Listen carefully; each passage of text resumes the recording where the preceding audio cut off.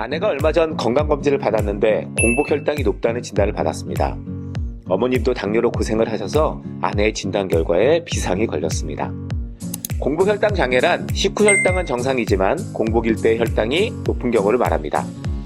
막상 아내의 공복혈당을 낮추려고 하니 막막했습니다. 그래서 오늘은 당뇨약을 먹지 않고 공복혈당을 낮추는 3가지 방법을 알아보겠습니다.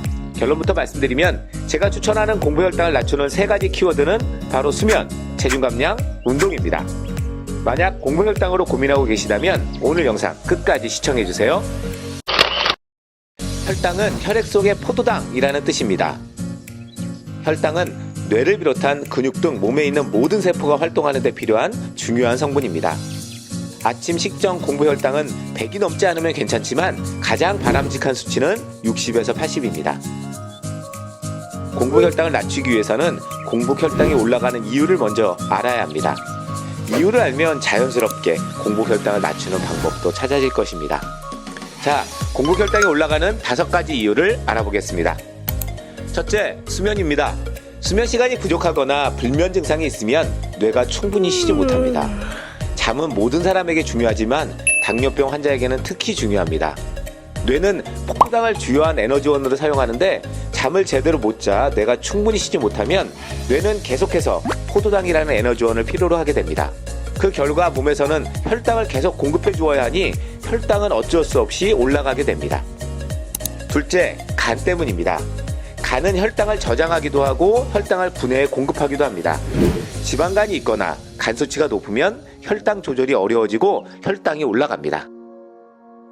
셋째, 복부 비만입니다. 복부에 내장 지방이 많으면 인슐린 저항성이 증가해 공복혈당이 올라갑니다. 인슐린은 혈액 속의 포도당을 세포 속으로 넣어주는 역할을 합니다.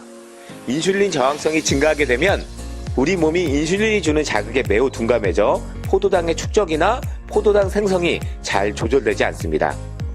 내장 지방은 피하 지방보다 지방산을 혈액에 쉽게 방출합니다. 늘어난 지방산은 골격근과 간의 인슐린 저항성을 일으켜 비만을 유발합니다. 넷째, 스트레스입니다. 스트레스는 스트레스 호르몬을 분비하게 만들고 이 호르몬들이 혈당을 상승시킵니다. 스트레스로 혈당이 상승하면 혈당을 내리기 위해 인슐린 분비세포가 활동합니다.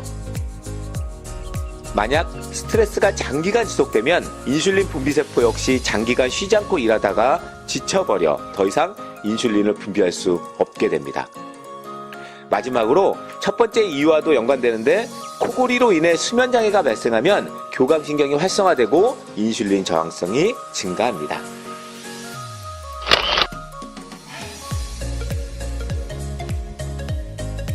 공복혈당이 높아지는 원인을 살펴보았으니 이에 따라서 공복혈당을 낮출 수 있는 3가지 방법을 알아보겠습니다. 첫 번째, 수면의 질을 높여야 합니다. 수면의 질을 높이려면 먼저 매일 같은 시간에 일어나야 합니다. 매일 같은 시간에 일어나면 개인 리듬에 일정한 경향이 생겨 수면 패턴이 체내 리듬과 점차 보조를 맞추게 되고 따라서 야간에 더 쉽게 수면을 할 수 있게 됩니다. 둘째, 햇빛을 쬐입니다. 셋째, 저녁 시간에는 카페인을 멀리합니다. 수면 전문가들은 취침 8시간 전에는 커피나 홍차뿐 아니라 카페인이 함유된 음료 역시 피해야 한다고 합니다. 커피는 정신을 각성시켜 잠을 못 자게 하고 심장을 자극하여 가슴을 두근거리게 해서 혈압을 올립니다. 넷째, 취침 전에는 음주를 하지 않아야 합니다. 야간에 한두 잔 이상 술을 마실 경우 깊은 잠에 들지 못하고 피로도 잘 풀리지 않을 뿐더러 잘 깨는 것으로 나타났습니다. 또한 술은 탈수를 일으켜 잠을 자다가 갈증이 생겨 잠이 깨기도 하고 오줌이 마려워서 잠을 설치기도 합니다. 공복혈당을 낮추는 2번째 방법은 체중을 5에서 7kg 감량하는 것입니다. 체중을 1에서 2kg 감량하는 것만으로도 인슐린 감수성과 당 대사 기능이 개선되지만 체중의 5kg 이상을 감량하면 당뇨병 및 합병증 발병 위험을 크게 낮출 수 있습니다. 체중을 줄이기 위해서는 감량 기간에는 하루 칼로리 섭취량을 500kcal 정도 줄여야 합니다. 체중 감량의 열쇠는 섭취하는 칼로리보다 더 많은 칼로리를 연소시켜 에너지 균형을 찾는 것입니다. 세 번째, 너무나 당연하고 또 이걸 해야 돼 하시겠지만 공복혈당을 낮추는 마지막 방법은 운동입니다. 운동은 앞에서 살펴본 인슐린 감수성을 개선시킵니다. 운동을 하면 근육은 포도당을 활발하게 연소시키기 때문에 근육 조직 내 글리코겐 수치를 떨어뜨리고 글리코겐 수치가 낮을수록 근육의 인슐린 감수성은 개선됩니다. 실제 경희대 연구진이 당뇨 전 단계인 성인 1,700여 명을 10년간 추적 관찰했더니 근육이 많은 사람일수록 혈당이 정상으로 돌아올 가능성이 15% 더 높았다고 합니다. 근육이 많을수록 혈당을 떨어뜨리기가 더 쉽다는 것입니다. 특히 우리 몸 근육의 절반이 모여있는 허벅지를 열심히 단련하면 효율적으로 혈당을 낮출 수 있습니다. 혈당 수치가 정상 범위를 벗어나 너무 높아지면 당뇨병이 됩니다.